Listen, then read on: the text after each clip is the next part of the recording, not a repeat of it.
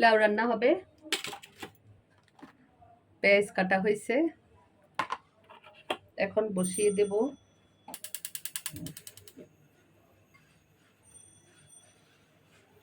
কে কিরকম তেল দেন জানি না, আমি লাউতে খুব বেশি তেল দেই না।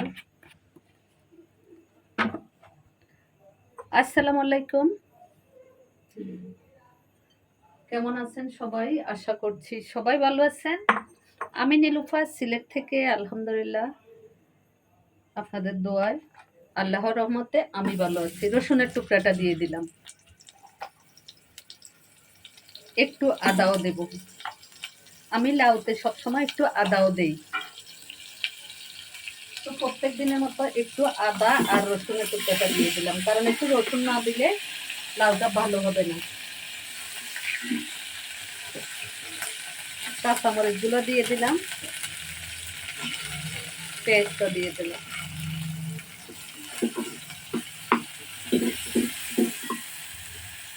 গেট গেট করে শব্দ করে, তাহলে এখানে কাঁচামরিচ, রসুন, আদা আর পেঁয়াজ দিয়ে দিলাম।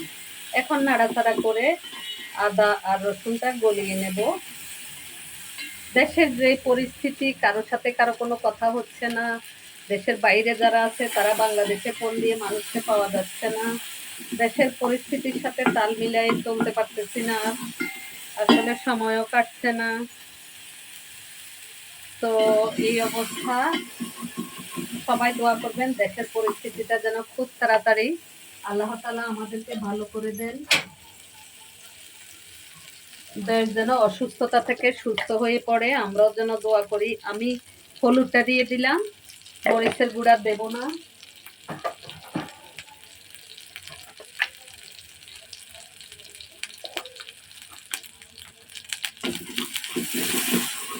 তো এই অবস্থা আমাদের,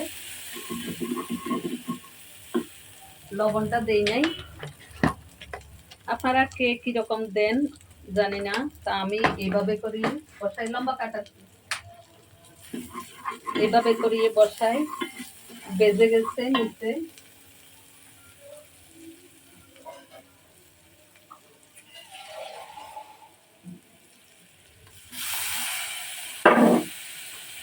এখানে চিংড়ি মাছটাও দিয়ে দিলাম। এই পাতিলে তো বাজার কথা না, কি জন্য বেজে যাচ্ছে জানি না।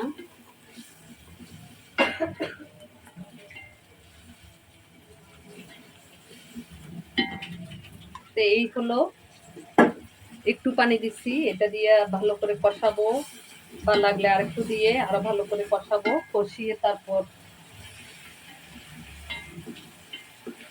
লাউটা দেব, আর একটু পানি দিয়ে কষাই। কষানো হইলে খেতে ভালো লাগবে। বক্সগুলো ডাকনা লাগে, একটু ডাকনা দেই, তারপরে আবার ফিরে আসতেছি।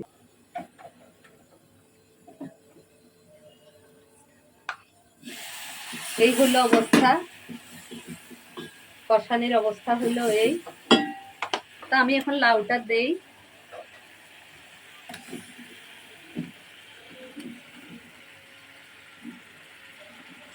জায়গা হয়ে যাবে ইনশাল্লাহ। আমি ব্লগ দেই আর না দেই, আমি কিন্তু সবার ব্লগ দেখি।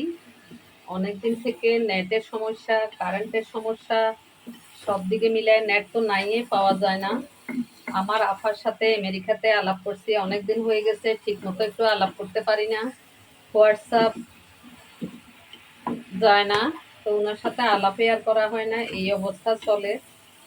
তো সবাই দোয়া করবেন আমাদের দেশের অবস্থা যেন ভালো হয়ে যায়, আমরা যেন সবাই ভালো থাকি।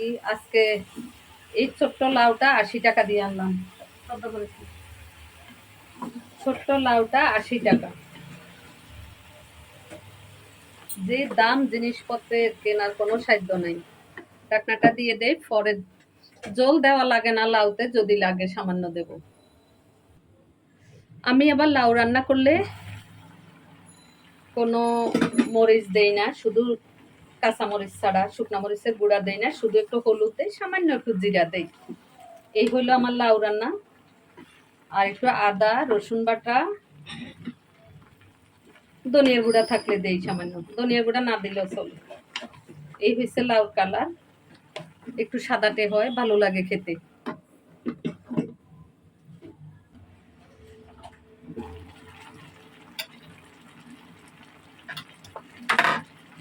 লাউর কালার দেখেন অনেক সুন্দর। আমি বলছি না পানি দেওয়া লাগে না, একটু আগুন কমাই দিলেই অনেক সুন্দর সিদ্ধ হয়ে যাবে। আর আমি লাউটা বেশি ঝোল রান্না করি না, কখনোই কখনোই ঝোল রান্না করি না, একটু শুকনা শুকনাই থাকে লাউ। আমি যখন নামাবো দেখতে পাবেন।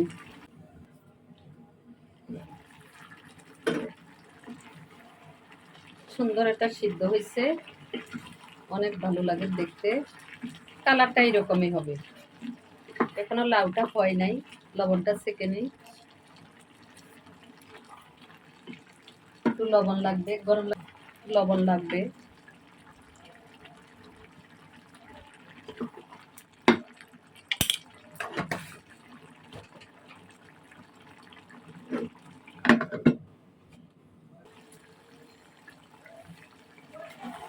আর বেশি জল রাখবো না, এইরকমই।